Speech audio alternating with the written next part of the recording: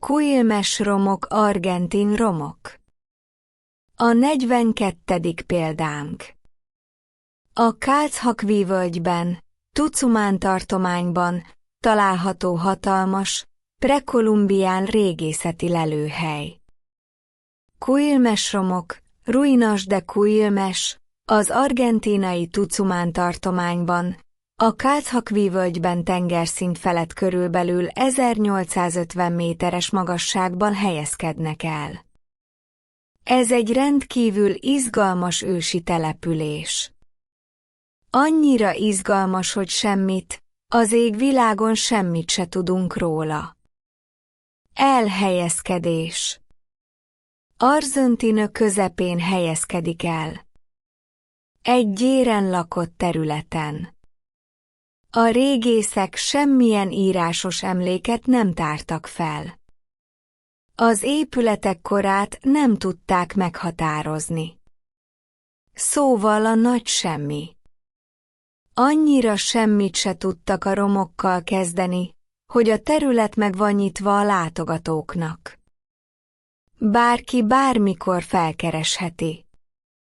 Nincsen őrizve és szabadon lehet járkálni benne. Semmilyen tárgyi leletet nem találtak. Semmilyen temetkezési helyet. Tényleg az abszolút semmit. Amiért belekerült a listánkba. Rendkívül nagy mennyiségű tengerfenék hordalék lepte le az épület romokat. És mi már tudjuk, hogy akkor az épületek több mint 26 000 évesek. Persze konkrétan nem tudjuk, hogy milyen korúak, de biztos, hogy több mint 26 000 év. És értjük, hogy az özönvíz, az óceán minden tárgyi dolgot, minden élőlényt megsemmisít a nagy nyomásával. És a kőstruktúrákat és elég szépen ledarálta. De az épületek, mert 1850 méter magasan vannak, azokra már nem terhelődött akkora tengernyomás, hogy teljesen elporladjanak. Ebben a magasságban a vízoszlop már annyival kevesebb, hogy a masszív falak nem semmisülnek meg teljesen. Ha elgondolkodunk ezen az őzönvíz folyamaton, ami rendre megismétli magát, akkor felfoghatjuk, hogy a bolygó ilyenkor regenerálja önmagát. A szárazföldeket feltölti értékes tengerfenék talajjal. A növényzetet megritkítja. Új alapot adva a következő generációnak. Az állatvilággal is ugyanez történik. A régit lecseréli az újra. Ezért is vannak éles váltások a növény- és állatvilágban.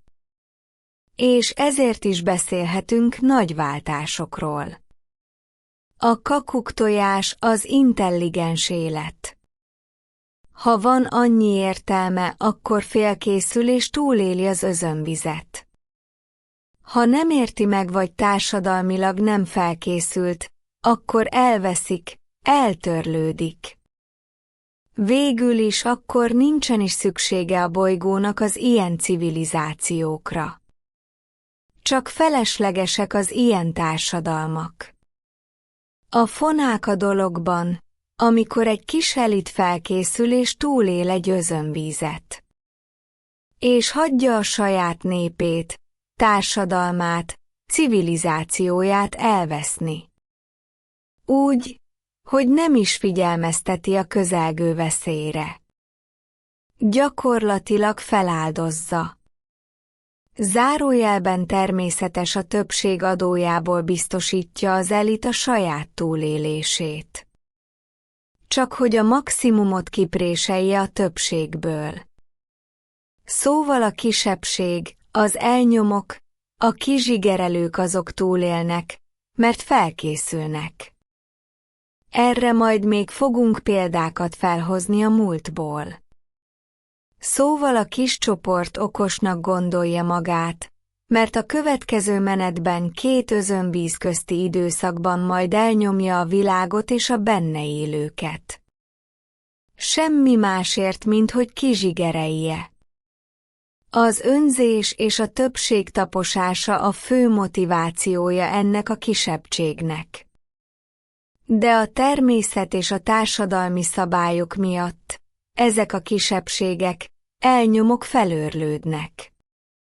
Mert az idő könnyűertélyelen. Amire nincsen szükség, az idő elpusztítja. Hiába bármilyen próbálkozás. Az idő, a múlás mindennél hatalmasabb. Nézzétek el nekem ezt a kis kitérőt. Köszönöm a figyelmeteket. Sziasztok!